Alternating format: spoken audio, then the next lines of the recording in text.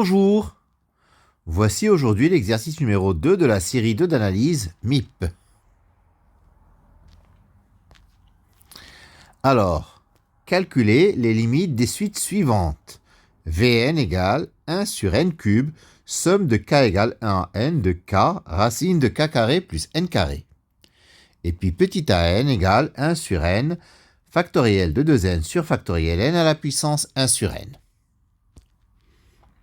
Alors, Vn, c'est 1 sur n cube, somme de k égale 1 à n de k, racine carrée de k carré plus n carré.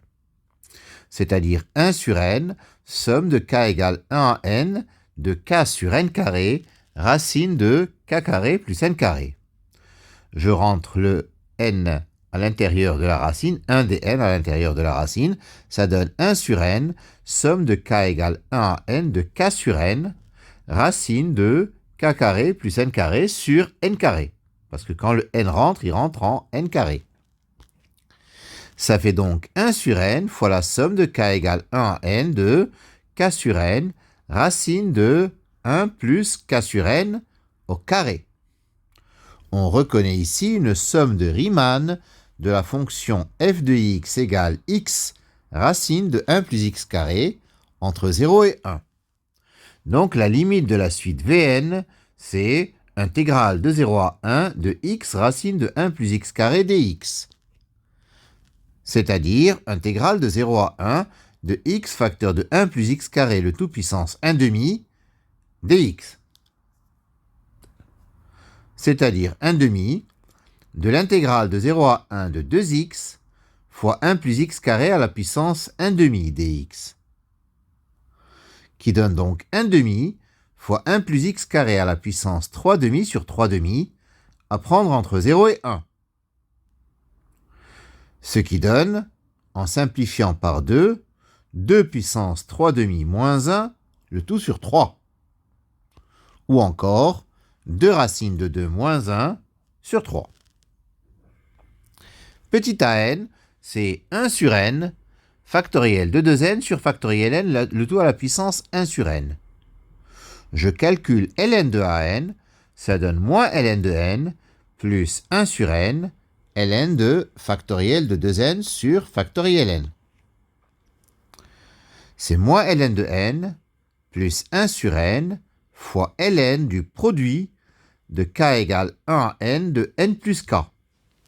Parce qu'en simplifiant factoriel de 2n sur factoriel n, il nous reste n plus 1 fois n plus 2 fois n plus 3 jusqu'à 2n. Donc, c'est le produit de k égale 1 à n de n plus k. C'est-à-dire moins ln de n plus 1 sur n fois la somme de k égale 1 à n de ln de n plus k. Parce que ln du produit, c'est la somme des ln. Ça donne moins ln de n plus 1 sur n fois la somme de k égale 1 à n de ln de n facteur de 1 plus k sur n. Donc moins ln de n plus 1 sur n sigma de ln de n de k égale 1 à n plus 1 sur n sigma de k égale 1 à n des ln de 1 plus k sur n. Ce qui donne moins ln de n plus n fois ln de n sur n, plus 1 sur n, sigma de k égale 1 à n des ln de 1 plus k sur n. Ou encore 1 sur n, sigma de k égale 1 à n des ln de 1 plus k sur n.